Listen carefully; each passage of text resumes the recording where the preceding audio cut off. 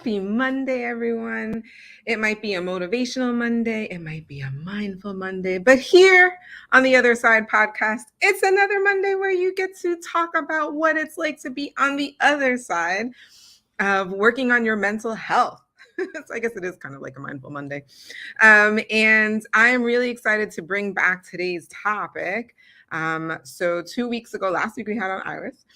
And the week before that, we had sleep. Sleep is good health. So today's part 2, as you saw earlier. I'm really excited to talk about today's topic because last time when we talked about wanting good health is to get good sleep, we talked about the benefits of sleep and how this includes you lose the most amount of fat during sleep. Hey, so if you're trying to lose weight, get good sleep.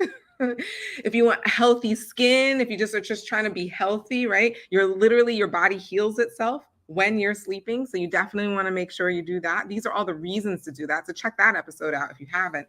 But I want to talk about today is how do you actually get better sleep? Let's talk about it.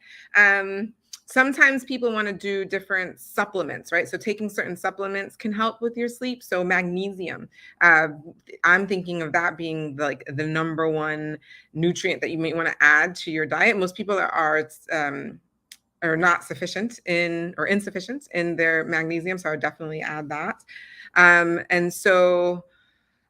That's one. There are some other supplements out there. If there's a supplement that you like to use, please go ahead and put that in the chat. Let us know. Share that with the rest of the world. So that way we can all know that.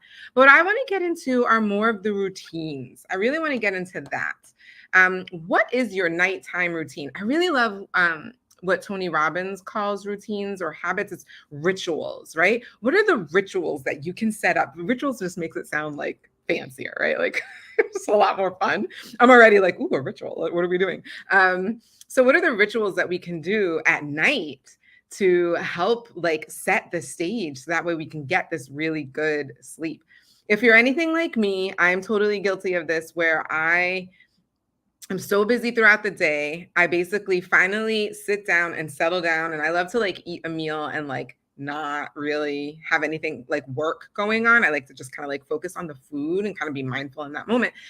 And then I also like to like, okay, let's relax. Let's like not think about anything. So it's typically when I do my like K-drama thing right after, like when I'm like eating the dessert portion of the sweets portion. I eat a lot of grapes right now at night.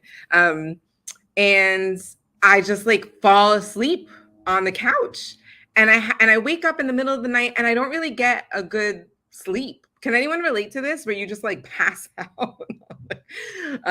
My mentor knows this. I will pass out and fall asleep on the mentorship Zoom sometimes, right? Especially when it's going into like 10, 11 o'clock at night. I am good for that. I have really good friends and family who have seen me literally fall asleep at the dining room table because I'm tired. I will just like fall out. And so what I really want to challenge myself and therefore challenge you all is to incorporate rituals into your nighttime routine. So some of the things include putting yourself in a situation where you have no stimulation, right? So no TV, no computer, no phone, right? And get a good old-fashioned book. So for those of you who don't already know, this is Iris Navarrette's book, From Her to Eternity. Definitely want to pick this up. It's a great book. Ashley Major, she came on the show, Get to Know Yourself in 30 Days. It's a journal. This is a great thing to do right as you go to sleep, right? Getting to know yourself better. My book, of course, is I Slept with a Married Man. Am I Still a Good Person? Again, just another way to kind of like identify that you're not alone in some of your shame-based thinking and what to do about that. And so like unplug, get away from the blue lights, right? And really and truly, it makes a huge difference just doing that. So I'm going to challenge myself to unplug, get off of the stimulating lights and all the other things, and start getting into a book. Start and just read, even if it's just 2 pages, right, before you go to sleep. this kind of puts the brain at ease. Another really good thing that I think I'm going to try to incorporate, but I'm not going to guarantee it, but I will go ahead and put it as a like additional is yin yoga. So essentially doing some stretching. Stretching right before you go to bed also tells the body that it's time to relax and it's time to go to sleep. So if you're going to do these challenges with me, let me know in the comments, shout me out, raise a hand, let me know if you're going to do this with me. I can't wait to see you a week later after we implement these, and let's see how good our sleep is, how good our skin is. Let's see if we lost some of that fat we talked about. I want to know. Let me know. But until then, I can't wait to see you guys next Monday for another episode of The Other Side Podcast. Have a great night.